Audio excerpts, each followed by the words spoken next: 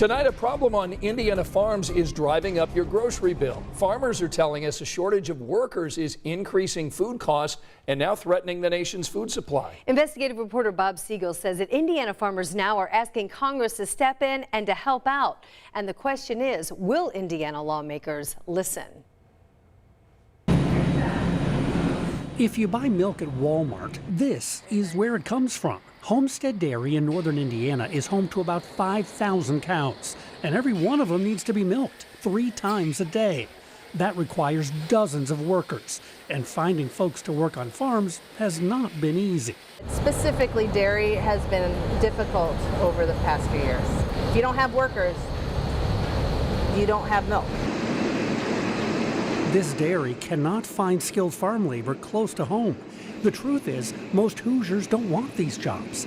That's why 70% of the workers on this Indiana farm are from other countries. Most of the milkers, veterinarians, mechanical engineers, office staff, and barn caretakers who keep this dairy running, they're from Mexico. These immigrants that are coming over with visas and different things like that allow us to produce the milk. But the regulations to bring in migrant workers are very strict, and that's why farms like this struggle to find enough labor. At this farm, thousands of ripe apples are now rotting on the ground because there simply are not enough workers to harvest the crop. Some of these crops are still very labor intensive, particularly specialty crops. Yes, it's a challenge. Bruce Kettler runs the Indiana Department of Agriculture. He recently sent a letter to Indiana's U.S. senators asking them for help. He wants them to support federal legislation called the Farm Workforce Modernization Act.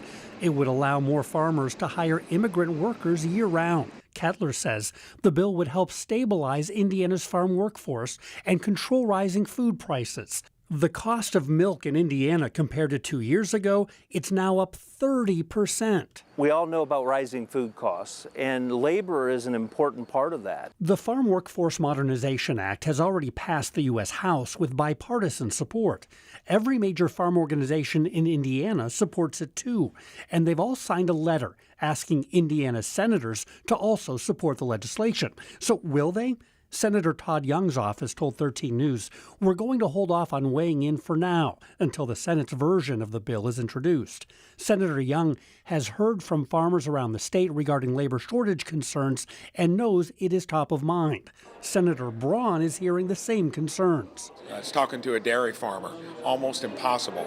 They've got some positions they haven't been able to fill in over a year or so. Braun says he is sympathetic to the labor shortage on farms, but acknowledges the bill might face opposition from his conservative Senate colleagues who have concerns about immigration. This bill, along with the whole broader discussion, immediately gets tied into border security. I'm going to look at it. Generally, when these bills get ready for a vote, there's other stuff in it that you may not like, but I'm going to definitely be open to it. There's a huge difference between people that have an argument on illegal immigration versus the legal immigration process. The state's Director of Agriculture says lawmakers should not confuse illegal border crossings with a highly regulated legal system that attracts skilled foreign workers to American farms.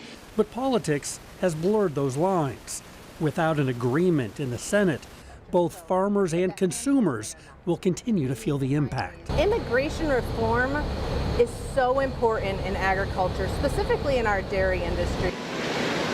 And if there aren't workers to help produce the milk, prices are going to go up. And when farm prices go up, of course, the cost we pay at the grocery store goes up. Right now in the Senate, work is going on behind the scenes to try to find a compromise. But time is running out. If Republicans and Democrats cannot agree on how to update the farm workforce system by the end of the year, they'll have to start all over again in 2023.